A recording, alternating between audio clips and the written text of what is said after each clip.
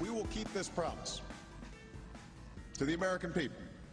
If you like your doctor, you will be able to keep your doctor, period. If you like your health care plan, you'll be able to keep your health care plan, period. All right, now I could play that for the rest of the show, for the next hour and a half.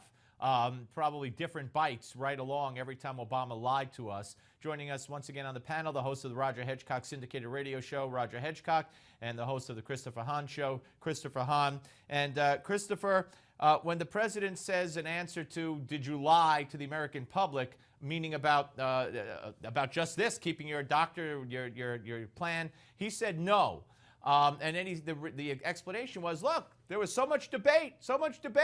But he did lie over and over and over about the most important thing people were concerned about. And that's why today, on this very day, Gallup shows the highest negative rating for Obamacare ever, and the highest negatives and the lowest positives since its inception.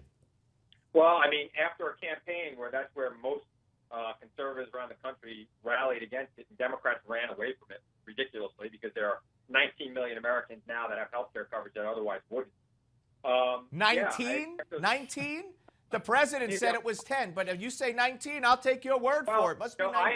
I include the people who have expanded Medicaid coverage in my number. I don't know if the president's including it in his, but I do. And quite frankly, if the Republican governors around the country would get off their butts and do the right thing for their constituents, there would be a lot more people covered under expanded Medicare, but they don't want to because they'd rather hurt their constituents. They don't want to because they don't want to bankrupt their states. But we've gone through this. We've gone through this already, and yeah, the president was not. His statement was not accurate about if you like your doctor, if you like the plan. Because a lot of people have really bad plans that didn't cover everything that should be covered. And now I love it, Roger. I love it. This goes right along with what Gruber has said, and this is new today. Gruber has said seniors do a terrible job choosing their health care plans. Now, when Obama's lies were found out, the excuse was, well, you idiots, you have subpar plans, you American morons. We have to pick them for you. I love this, Roger. Well, it's true. And unfortunately, look, they're not going to be able to run away from this. And that is the fact that all of these lies were specific. They were in the documentation. Someone's counted up 31 times in major speeches. The president said you can keep your doctor and keep your insurance. There's now out, and this came out from National Public Radio, an interview with Gruber in which he describes a meeting with Obama in which Obama and he are talking about how to deceive the American public on the impact of Obamacare in the regard of keeping your doctor and keeping your insurance. This was conscious. This was I would say, a conspiracy from the beginning. And you're absolutely right. Gallup is actually only beginning to show the absolute avalanche of distrust about this program. The 100,000 people over the weekend that supposedly signed up, it turns out that 2/3 of those, and you're right about this, went on to Medicaid, not onto plans in the Obamacare.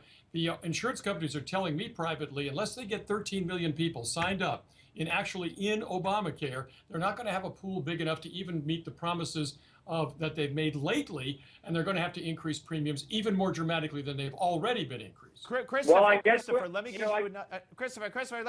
ask you a question. The president also says that premiums are going up at a slower rate than they would if there was no Obamacare. But we were promised a $2,000 decrease in premiums. But the reason they're going up slower is because deductibles have skyrocketed.